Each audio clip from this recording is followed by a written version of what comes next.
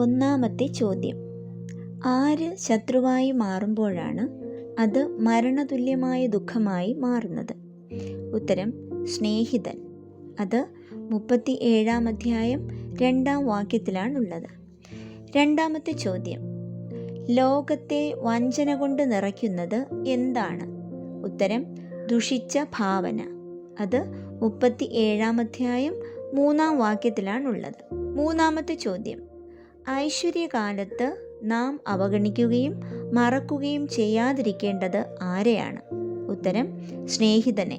അത് 37-ാം അധ്യായം 6-ാം വാക്യത്തിലാണുള്ളത്. നാലാമത്തെ ചോദ്യം: അവൻ നിന്നെ ചതിച്ചെന്നു വരാം, സ്വാർത്ഥ ലാഭമായിരിക്കാം അവൻ്റെ ഉന്നം. ആരുടെ? ഉത്തരം: ഉപദേശകൻ്റെ. അത് 37-ാം അധ്യായം 8-ാം വാക്യത്തിലാണ് ഉള്ളത്.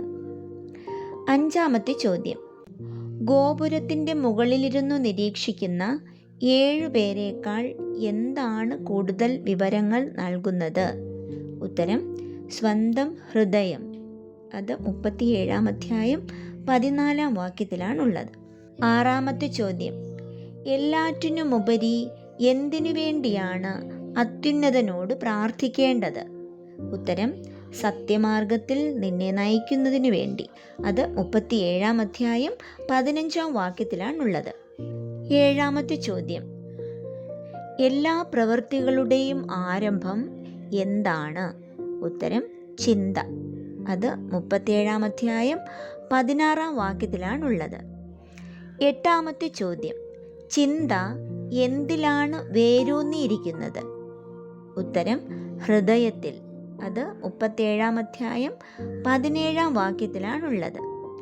ഒൻപതാമത്തെ ചോദ്യം: കാണുന്നവരെല്ലാം ഭാഗ്യവാനെന്ന് വിളിക്കുന്നത് ആരെയാണ്? ഉത്തരം: ജ്ഞാനിയെ. അത് 37-ാം അധ്യായം 24-ാം വാക്യത്തിലാണുള്ളത്. പത്താമത്തെ ചോദ്യം: എന്ത് നിയന്ത്രിക്കുന്നവന് ദീർഘായുസ്സുണ്ടാകുമെന്നാണ് പ്രഭാഷകൻ പറയുന്നത്? ഉത്തരം: അമിത ഭോജനം.